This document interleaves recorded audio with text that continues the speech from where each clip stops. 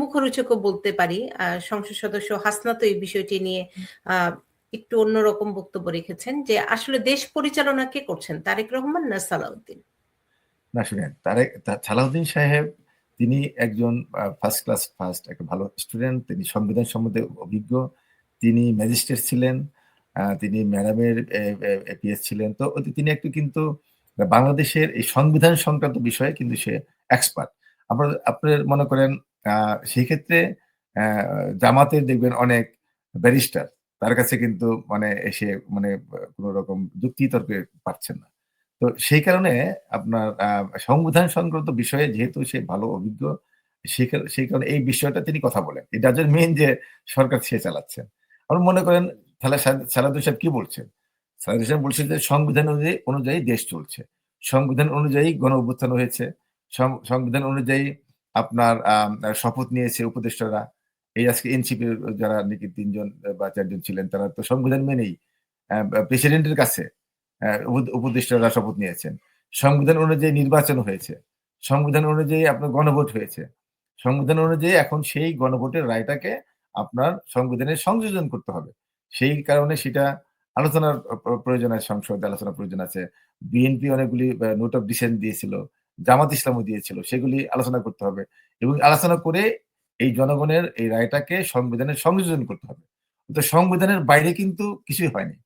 আপনার সংবিধানের এটা তো বিপ্লবী সরকার ছিল না। বিপ্লবী সরকার থাকলে সংবিধান ছুঁড়ে ফেলে দেওয়া হতো। তারা একেক সময় একেক কথা বলে জামাত। যে সংবিধান ছুঁড়ে ফেলে দিব, সংবিধান আমরা মানি না। আমরা আ বি বি জনগণের রায় মানি। আরে জনগণের রায় তো আমরাও মানি। তো এই যে একেক সময় একেক রকম কথা বলেই তো বলার কারণে আপনার সালাউদ্দিন সাহেব সেই সেই তর্কগুলি, সেই যুক্তিগুলি তুলে ধরছেন। এবং এই সময়ের জন্যে বর্তমান সময়ে সালাউদ্দিন সাহেব যে ব্যাখ্যা দিচ্ছেন যে আ সংবিধান বিশেষজ্ঞ হিসেবে কথা বলছেন, সেটাই কিন্তু যুক্তিসঙ্গত। It doesn't mean যে সে সরকার চালাচ্ছে। মা খুব সুন্দর ব্যাখ্যাটি দিয়েছেন। আরেকটি বিষয় একটু গিয়াস ভাই একটু আমি জানতে চাই। আমরা যারা আমেরিকায় থাকি আমাদেরও কষ্ট দুঃখবোধ আছে। কারণ আপনি দলের জন্য এত কাজ করেছেন। এই ত্যাগী নেতাদের মূল্যায়ন করা উচিত যেকোনো দলের। এবং যখন তারা ত্যাগী নেতাদের মূল্যায়ন করতে পারে না তখন কিন্তু ফল ভবিষ্যতে একটু অন্যরকম তৈরি হয়। সেক্ষেত্রেই আমি একটু জানতে চাই বিএনপির দুঃসময়ে গত ১৫ বছরে যে আপনাদের মতো নেতা কিংবা রুহুল কবির রিজভী, মির্জা ফখরুল ইসলাম আলমগীর তারা যেভাবে সামনে থেকে ছিলেন, সালাউদ্দিন সাহেব সেই সময় ভারতে ছিলেন। তো সেই প্রেক্ষাপটে যখন বিএনপি ক্ষমতায় আসলো এই ত্যাগী নেতাদের সম্মাননা কিংবা তাদের জায়গাটি আসলে কি তারেক রহমান করে দিতে পেরেছেন? আ ধন্যবাদ। আসলে কিন্তু মানে তারেক সাহেব কি করবেন? দেখেন এই ১৭ বছরে বিএনপির এত নেতা আত্মত্যাগ করেছে, স্যাক্রিফাইস করেছে, আন্দোলন করেছে। আপনার শত নেতা কিন্তু মন্ত্রী হওয়ার যোগ্য। আপনি একটা উপজেলার কথা বলেন। একটা উপজেলায় আপনার মিনিমাম ৫ জন বিএনপির নেতা আছে যারা নাকি শত মামলা নিয়ে রাজপথে ছিলেন। ব্যবসা-বাণিজ্য মানে নষ্ট করেছেন। জেলে গিয়েছেন। পুলিশের অত্যাচার সহ্য করেছেন। তো এই এখন প্রত্যেকটা থানায় মানে যদি ৫ জন মিনিমাম থাকে তাহলে কত অসংখ্য কিন্তু এই ১৫ বছরে ১৭ বছরে অসংখ্য নেতা কিন্তু বিএনপির আছে।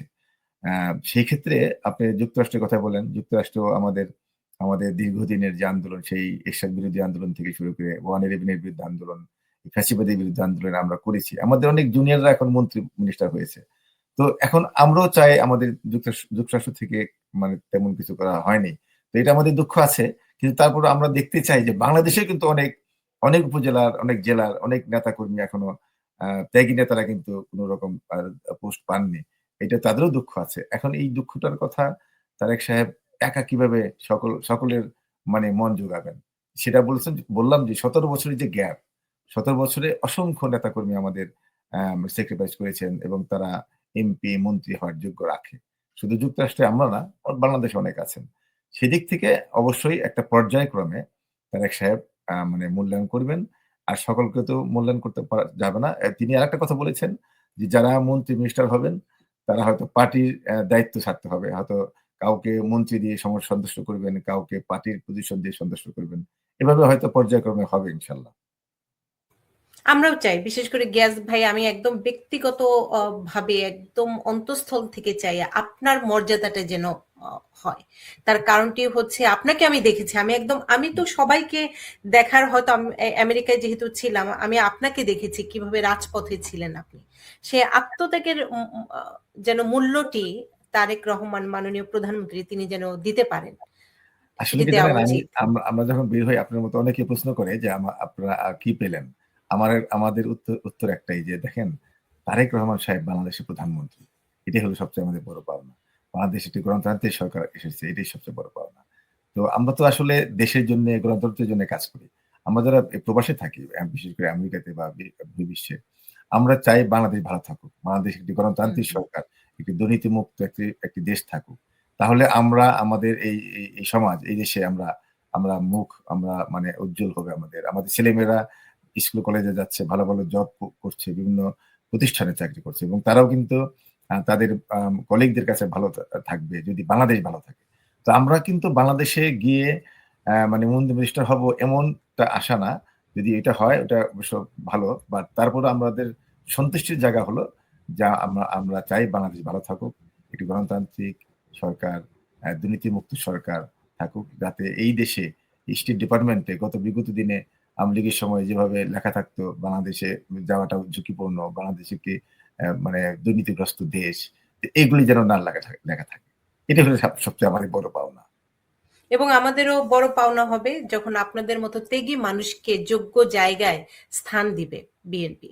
সেটি আমরা থ্যাংক চাই। You, thank you. ব্যক্তিগতভাবেও এটি করা উচিত। দলের জন্যই করা উচিত। তারেক রহমান প্রধানমন্ত্রী হয়েছেন আপনাদের জন্য। কারণ আপনারা এই গত ১৫ বছর রাজপথে ছিলেন। নিজে আত্মত্যাগ অনেক কিছু করেছেন। এখানকার মূলধারার সাথে লিয়াজও মেইনটেইন করা কিংবা সমস্ত তথ্য আপনি অনেক কাজ করেছেন গিয়াস ভাই। তো আপনাদের মর্যাদাটা যেন দেয় সেই আশাটি আমরা করতেই পারি, আমরা যারা সাধারণ মানুষ। আজকের মতো উপসংহারে কি বলবেন? আরো আমরা কথা বলব ভবিষ্যতে তারেক রহমানের আরো একটু সরকার পরিচালনায় আরো একটু সময় যাক, এই বিষয়গুলো নিয়ে আমরা আলোচনা করব, সমালোচনা করব। আজকের মতো উপসংহারে কি বলবেন? আপনার সাথে আমি পরিশেষে শেষে বলতে চাই যে আমরা এই ১৭ বছর যেভাবে ফ্যাসিবাদের বিরুদ্ধে আন্দোলন করেছি, আমরা চেয়েছি একটি সুন্দর দেশ, সুন্দর পরিবেশ। কিন্তু আমি দুঃখের সাথে বলতে চাই যে বাংলাদেশে যে এখন যে বিরোধী দল আছে বা এনসিপি এবং জামাত তাদের আচরণ কিন্তু আ এখনো সেই পরিবর্তন হয়নি। কারণ তাদের হিজাব পরে, মাথায় টুপি রেখে, দাঁড়িয়ে রেখে যেভাবে মিথ্যাচার করে, যেভাবে মানে ফেসবুকে, সোশ্যাল মিডিয়ায় যেভাবে আপনার মানে মিথ্যাচার এবং আ মানুষের চরিত্র হনন করে, সেটা কিন্তু আমরা আশা করিনি। আমরা চেয়েছিলাম যে একটি সংস্কার বলতে কি শুধু আইনি সংস্কার? সংস্কার হবে মানুষের কথাবার্তা, ব্যবহার। এটা একটা সংস্কারের প্রয়োজন। সেটা কিন্তু এখন আমরা পরিলক্ষিত করছি না। সেক্ষেত্রে দেখেন একটা যে মেয়ে কি সাউদা নাকি একটা মেয়ে, সে Facebook এ কিভাবে জঘন্য মানে ভাষায় মানে কুৎসারোচন রটিয়েছে এবং তাকে গ্রেপ্তার করেছে এবং আইন তার নিজস্ব গতিতে চলবে। কিন্তু তাকে গ্রেপ্তার করা হলো কেন? তাহলে কি যে কেউ কি Facebook এ একজনের চরিত্র হরণ করে সে পার পেয়ে যাবে? এবং এটা কি এইভাবে গুপ্ত বা মানে গুপ্ত অনেক আইডি আছে। এগুলি ধরতে হবে না? গুপ্ত আইডিয়া মানে অসংখ্য গুপ্ত আইডিয়া আছে। তো এগুলি তো মানে আগে বন্ধ করতে হবে। আপনার সেক্ষেত্রে আমি মনে করব বিরোধী দল হিসেবে জামাত যেহেতু একটা ইসলামিক নাম দিয়েছে, তারা তো ইসলামকে বিকৃত করছে। ইসলামটাকে তারা আরো মানে মানে কি বলবো যে মানুষের কাছে অ্যা এটাকে ইসলামিক দল হিসেবে আমি মনে করব যে তাদের আচরণটা ঠিক হয়নি। ঠিক হচ্ছে না। তো আমি মনে করব যে যদি এই ধরনের ঘটনা ঘটতে থাকে তাহলে ওই আওয়ামী লীগের মতো তাদের অবস্থা হবে যে তার দল নিষিদ্ধ করার একটা প্রশ্ন কিন্তু ইতিমধ্যে অনেকে করছে। যে তাদের আচরণটা যেন ভালো হয় এবং সেটা বিএনপি হোক, এ জামাত হোক, আমরা যেন কারো বিরুদ্ধে মিথ্যাচার না করি। হুম, এটা হুম। আমাদের আমার আহ্বান থাকবে। অসংখ্য ধন্যবাদ গিয়াস ভাই। আপনি অনেক ব্যস্ত থাকেন, তার মাঝেও সময় দিচ্ছেন, সময় দেন। সে কারণে আপনার প্রতি অনেক, অনেক কৃতজ্ঞতা। আপনি ভালো থাকবেন, সুস্থ থাকবেন, থ্যাংক সে ইউ। প্রত্যাশাটি রইল। আপনিও ভালো থাকবেন। এবং একই সাথে দর্শক, নূপুর চৌধুরীর সমুলত তথ্যমূলক অনুষ্ঠানে একই সাথে থাকে রাজনীতির বিশ্লেষণও। আজকেও আমরা বেশ কটি বিষয় নিয়ে আলোচনা করেছি। আগামী সপ্তাহে আবারও আলোচনা করব আইন, অভিবাসন, ট্যাক্স নিয়ে, যেটি আমাদের ধারাবাহিক সবসময় থাকে। এবং একই সাথে আপনাদের যদি কোনো প্রশ্ন থাকে, মতামত থাকে, সেটিও কিন্তু আপনারা লিখে জানাতে পারেন।